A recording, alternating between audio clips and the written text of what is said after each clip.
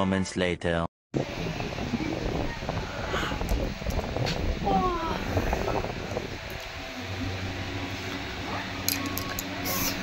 Good morning. আমি সকাল সকাল উঠলাম। সকাল সকাল বলতে কিছুক্ষণ আগে উঠলাম, কারণ রাত্রে ঘুম হয়নি ঠিকঠাক মতন ঘুম হয়নি বলতে কদিন ভোর শরীরটা খারাপ, তোমরা সবাই জানো, যার জন্য আমি ভিডিও পোস্ট করতে পারছি না। কখনো পা ব্যথা, কখনো কোমর ব্যথা, কখনো মাথা ব্যথা, কিছু না কিছু লেগেই আছে। আর তার কিছু না কিছু লেগে আছে। এইদিকে আমার বরটাও বাড়িতে নেই, বর গেছে বাইরে, মানে 4-5 দিনের জন্য বাইরে গেছে, আর আমাকে একলাকে রেখে গেছে। তো সেও বারবার টেনশন করছে যে কি করছে না করছে। আর আমার বর থাকলে আমার কোনো অসুবিধা হয় না, যেহেতু কাছে থাকে। আর ছেলেটাকেও যা বলছি করছে না সেরকম নয়, কারণ আমার বাবুও বড় হয়ে গেছে, বুঝতে শিখে গেছে, ও করছে যা বলছি তাই। এইদিকে আমার সকাল সকালে উঠে পড়েছি, এবার বাসন মাজবো, যেহেতু জল আমার বর যতটুকু এনে দিয়েছে ততটুকু এবার জল আনতে যেতে হবে আমাকে, কারণ জল যেহেতু ভারী ভুরি কিছু আমার চাগানো বারণ। তাই ভাবছি ছেলেটাকে সঙ্গে করে নিয়ে যাব, নিয়ে গিয়ে আমি জলগুলো ভরে দেব, আর ও ড্রামে করে নিয়ে ভরবে, ওটাই ভাবছি।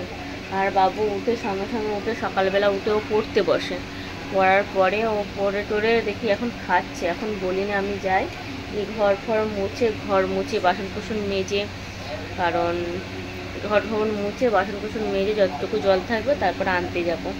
চলো আমার বাসি কাজগুলো আমি সেরে নিই, কারণ আমার সকালবেলার খালি পেটে ওষুধ আছে, ওষুধটাকে আমি খাই।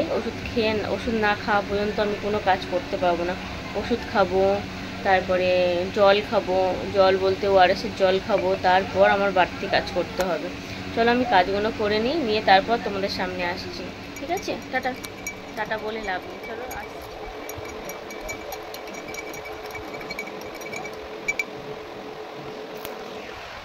তোমরা আবার কেউ ভেবো না আমি চা খাচ্ছি, এত কিছু তুলে সত্যি কথা বলতে আমার চা খাওয়া টোটাল বারণ। ডক্টর বলেছে আমি চা খেতে পারবো না, এটা আমি ওআরএসই তুলছি। সকালবেলা উঠে খালি পেটে ওআরএস খেতে হয় আমাকে। ওআরএস খাওয়ার পর তারপর আমি খাই জল, তারপর খাই আমি খালি পেটে ওষুধ খাওয়ার পর তবে বাড়তি কোনো খাবার খেতে পারি। এটাই হচ্ছে সেই ওআরএস গুলে খাচ্ছি। প্রতিদিন 1 গ্লাস করে ওআরএস আমাকে গুলে খেতে হয় সকালবেলা, খালি পেটে আমাকে ওআরএস গুলে খেতে হয়। চলো আমি খেয়ে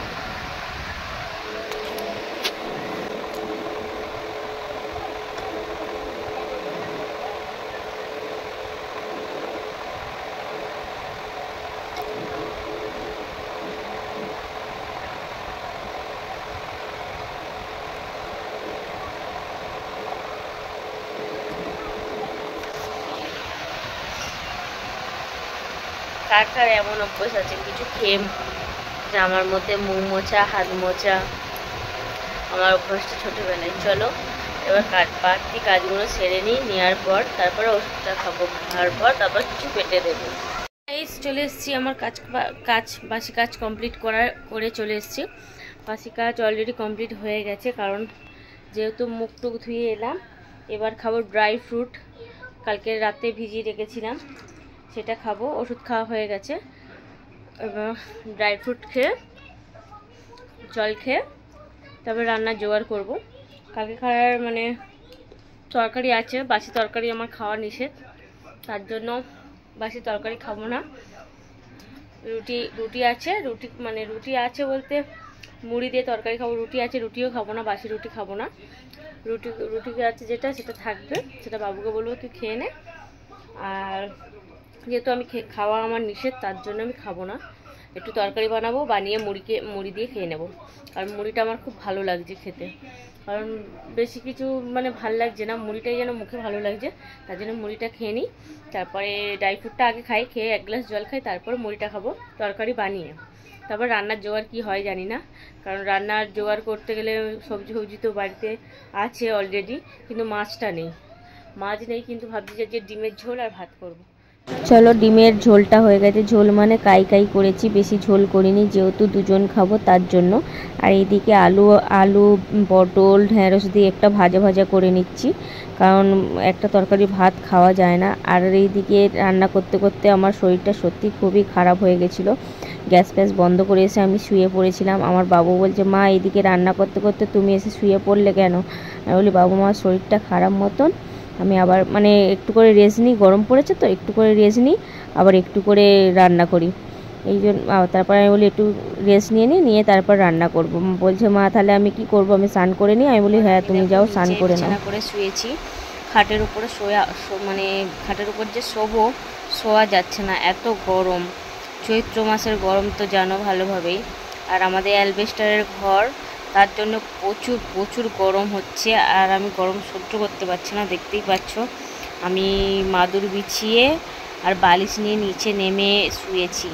আর এই যে আমি নিচে নেমে শুয়েছি, আমার বর দেখলে ঝগড়া করবে বললে বকবে আমাকে, যে নিচে শুয়েছো কেন। এক্ষুনি বলবে গা ব্যথা হচ্ছে, পা ব্যথা হচ্ছে, নিচে শুয়েছো কেন। সে নেই বলে দেখো আমি রিল্যাক্সে শুয়ে আছি, কারণ আমি না ওপরে শুতে, বিছানাটা এত গরম হয়ে গেছে দেখো, মানে ওপরে শুতেই পাচ্ছি না, এত গরম ওপরে, তার জন্য নিচে শুয়ে পড়েছি।